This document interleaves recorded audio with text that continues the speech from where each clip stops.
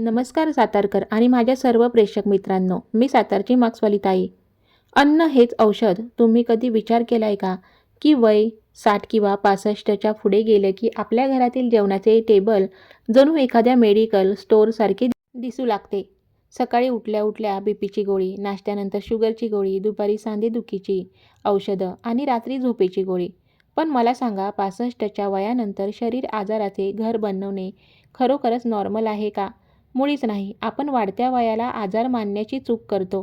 पण खरी गोष्ट अशी आहे की हे फक्त शरीरात होणारे काही नैसर्गिक बदल आहेत. जसे की पचनशक्ती मंदावणे, हाडे कमकुवत होणे आणि इम्युनिटी कमी होणे. आजच्या या व्हिडिओमध्ये मी तुम्हाला कोणतीही जादूची गोळी सांगणार नाही. आज आपण बोलणार आहोत आपल्या स्वयंपाकघरात असलेल्या अशा 10 सुपर फूड्सबद्दल. 65च्या वयानंतर तुमच्या शरीरासाठी अमृतासारखे काम करतील.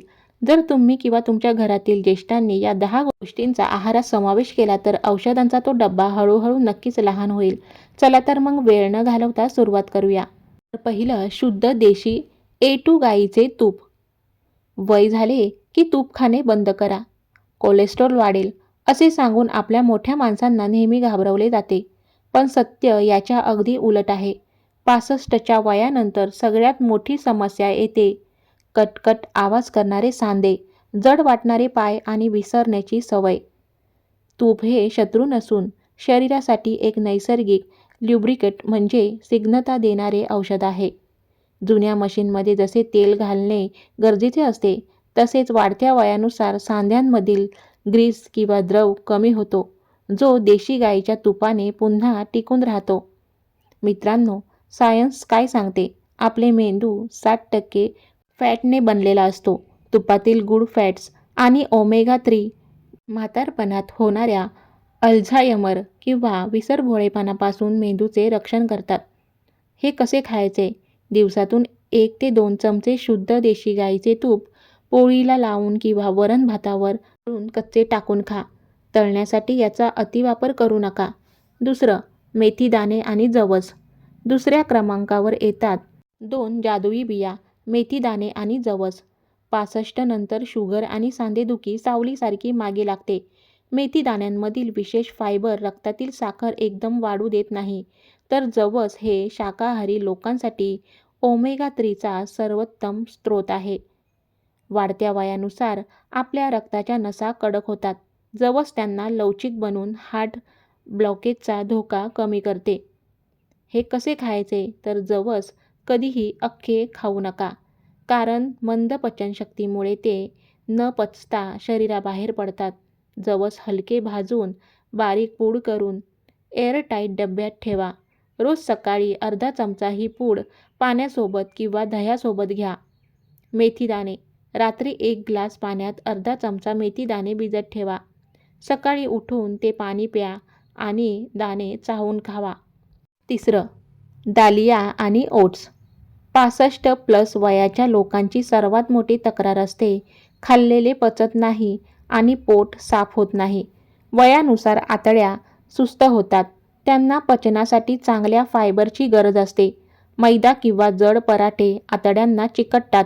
दलिया आणि ओट्स हे हलके आणि कॉम्प्लेक्स कार्बोहायड्रेट्स असतात.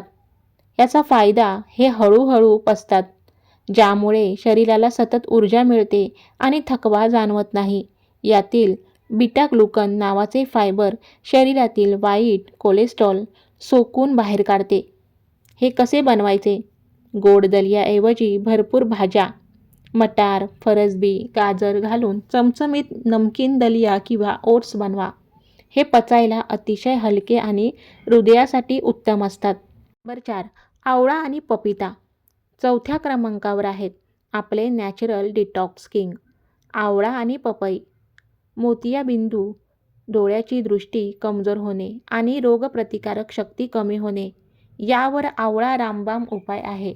एका आवळ्यात तब्बल 20 संत्र्या इतके व्हिटॅमिन सी असते, तर पपईमध्ये पेपेन नावाचे एन्झाईम असते, जे प्रोटीन पचवण्यास मदत करते.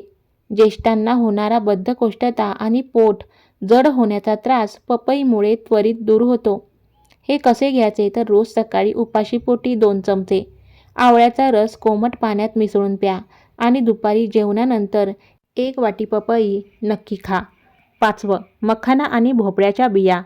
संध्याकाळी 4 ते 5च्या सुमारास हलकी भूक लागल्यावर आपण चहा, बिस्किटं किंवा शेव चिवडा खातो. इथेच खरी चूक होते. 65 नंतर हाडे ठिसूळ होऊ लागतात. मखाना हा कॅल्शियमचा उत्तम स्रोत आहे, तर भोपळ्याच्या बियांमध्ये मॅग्नेशियम आणि झिंक भरपूर असते. झिंकमुळे मानसिक नैराश्य आणि चिडचिड कमी होते आणि पुरुषांमध्ये प्रोस्टेटच्या समस्यांपासून बचाव होतो. हे कसे बनवायचे? थोडेसे तूप टाकून मखाने कुरकुरीत होईपर्यंत भाजा. वरून थोडे संदैव मीठ आणि काळी मिरी पूड टाका. सोबत भोपळ्याच्या बियाही हलक्या भाजून घ्या. संध्याकाळच्या स्नॅक्ससाठी हा सर्वोत्तम पर्याय आहे. 6. भिजलेले बदाम आणि अक्रोड. सकाळी उठून भिजवलेले बदाम खाण्याचा सल्ला आपले पूर्वज उगाच देत नव्हते. सुक्या मेव्यात फायटिक ॲसिड असते, जे शरीराला कॅल्शियम आणि आयर्न सोकू देत नाही. भिजवल्यामुळे हे ॲसिड निघून जाते, साली सहज निघतात आणि ते मऊ झाल्यामुळे दातांवर ताण न पडता पचायला सोपे जातात. अक्रोडचा जादू. अक्रोडचा आकार हुबेहूब आपल्या मेंदूप्रमाणे असतो आणि ते कामही तसेच करते. हे स्मरणशक्ती वाढवते आणि मज्जासंस्थेला शांत ठेवते. नियम बनवा. रोज सकाळी 4 भिजवलेले बदाम साली काढून किंवा 1 भिजवलेला अक्रोड आवर्जून खा.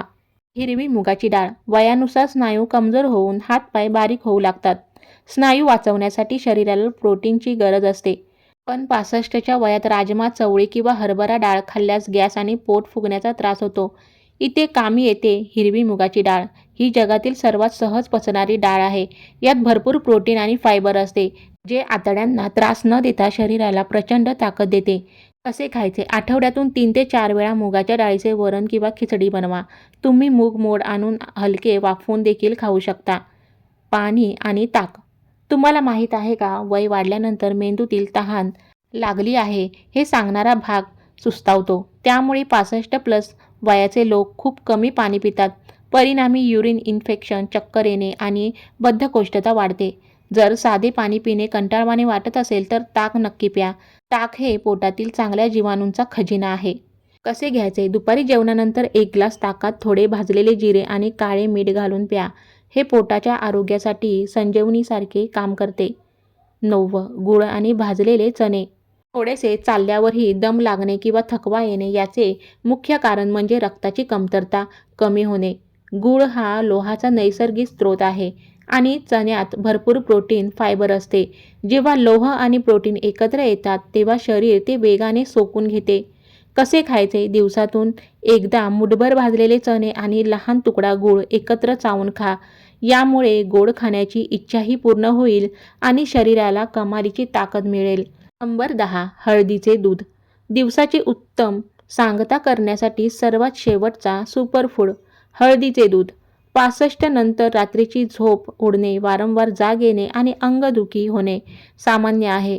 हळदीमध्ये कर्क्युमिन नावाचे तत्व असते, जे शरीरातील सूज आणि वेदना कमी करणारे जगातले सर्वात शक्तिशाली नैसर्गिक घटक आहे. हे कसं बनवायचं? तर रात्री झोपण्यापूर्वी 1 तास आधी 1 ग्लास गरम दुधात चिमूटभर शुद्ध हळद आणि 1 चिमूट काळी मिरी पूड टाका. काळी मिरी आणि हळदीचे गुणधर्म शरीरात 2000 पटीने वाढवते. हे दूध घेतल्याने छान गाढ झोप लागते आणि शरीराची मरगळ दूर होते.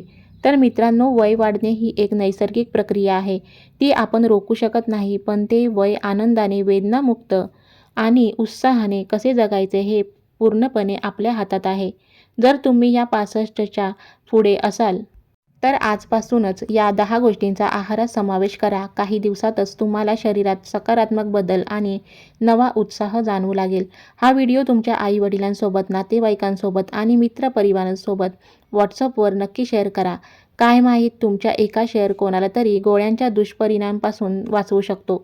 व्हिडिओ आवडला असल्यास लाईक करा आणि आपल्या सातारची मार्क्सवाली ताई या चॅनलला सबस्क्राईब करायला अजिबात विसरू नका. काळजी घ्या, स्वस्थ रहा, मस्त रहा. जय हिंद, जय महाराष्ट्र.